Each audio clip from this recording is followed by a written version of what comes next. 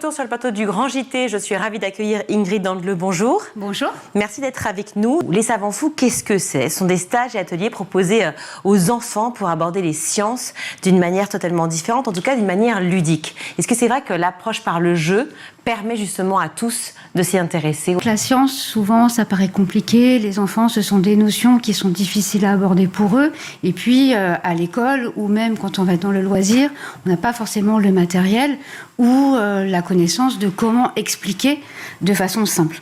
Donc, les savants fous, qui sont présents un petit peu partout en France, sont là justement pour transmettre leur savoir et leur folie scientifique aux enfants en faisant des expériences. Parler scientifique, c'est souvent utiliser des mots qui sont compliqués et on n'a pas forcément le savoir de les vulgariser, c'est-à-dire de les rendre plus simples. En fait, l'enfant, lui, savoir exactement la notion, c'est pas ce qui est important pour lui, c'est d'avoir une idée globale de ce qu'il est en train de voir, d'absorber ce qu'il peut à l'âge qu'il a, et ensuite il va se souvenir et ça lui fera des rappels pour quand il va grandir.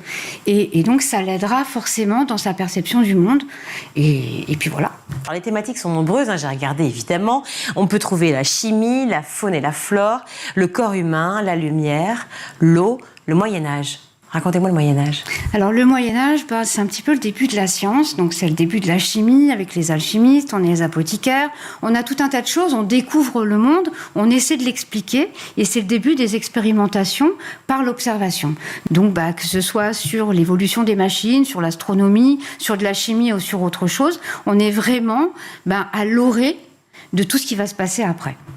Si je prends un autre, par exemple, des ateliers, si je prends la chimie ou le corps humain, comment concrètement se passe un atelier? On arrive à quelle heure? Ça dure combien de temps? Quelles expériences on fait? Alors, un atelier, c'est 1h30 d'activité avec les enfants. On vient, que ce soit dans une classe ou en loisir, on est là pour les faire travailler en groupe. Parce qu'il y a aussi le savoir-vivre ensemble, le partage, il y a tout ça qui rentre en jeu. Donc, on distribue du matériel, on fait les expériences, on en discute, c'est eux qui nous disent ce qu'ils voient, et on essaie de comprendre une thématique générale. Est-ce que vous vous arrangez avec les professeurs, souvent quand vous venez dans les établissements, pour que ce soit une expérience, une expérimentation, un atelier en plus du cours proposé? Alors oui, en fait, les enseignants nous appellent en soutien d'un projet scientifique qu'ils vont avoir dans leur classe ou dans l'école. Donc parfois, on fait tout le programme de sciences de l'année, ça nous arrive, et parfois, c'est sur quelque chose de très ponctuel. Et donc, on vient en premier, on fait les expérimentations, et de là, ils vont pouvoir raccrocher les wagons de leur cours un peu plus théorique. Ils vont pouvoir revenir sur les notions, et puis avoir un cours qui sera peut-être mieux compris par les enfants. C'est un vrai travail d'équipe, en fait. Posez aussi les ateliers sur la robotique dès l'âge de 3 ans. De quoi s'agit-il? Alors là, on les sensibilise à la technologie. Donc, ils vont avoir des petits robots qu'ils vont pouvoir programmer. On leur apprend ce que c'est qu'une ligne de code, comment est-ce qu'on l'utilise, avec quels outils, à quoi ça va servir dans la vie de tous les jours. Parce que c'est ça qui est important, c'est, OK, on va programmer un truc qui va avancer, mais dans la vie de tous les jours, il y a la recherche, il y a la médecine, où on va avoir besoin de robots pour faire des choses très précises. On essaie de les sensibiliser à ça, mais aussi à comment est-ce que c'est fabriqué, donc les mécanismes, les mouvements, l'électricité, tout ça. Et puis, on essaie de monter des projets intéressants avec eux, qui sont aussi sur une partie technique.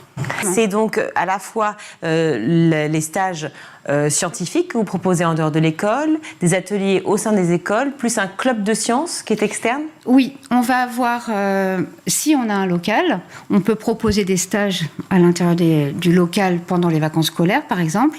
Un club de sciences le mercredi après-midi, le matin ou le samedi, au choix. Ouais. Et puis après, on va effectivement avoir dans les écoles, les centres de loisirs et partout où il y a des enfants qui sont accueillis. Est-ce qu'on peut proposer des fêtes d'anniversaire pour les enfants? Mais merci en tout cas 1000 fois, Ingrid Dandeleu, d'avoir été avec nous. Je rappelle que vous faites partie des savants fous. Ce sont des stages et ateliers proposés aux enfants pour aborder les sciences de manière ludique. Et ça a l'air passionnant. Merci d'avoir été avec nous. Merci à vous.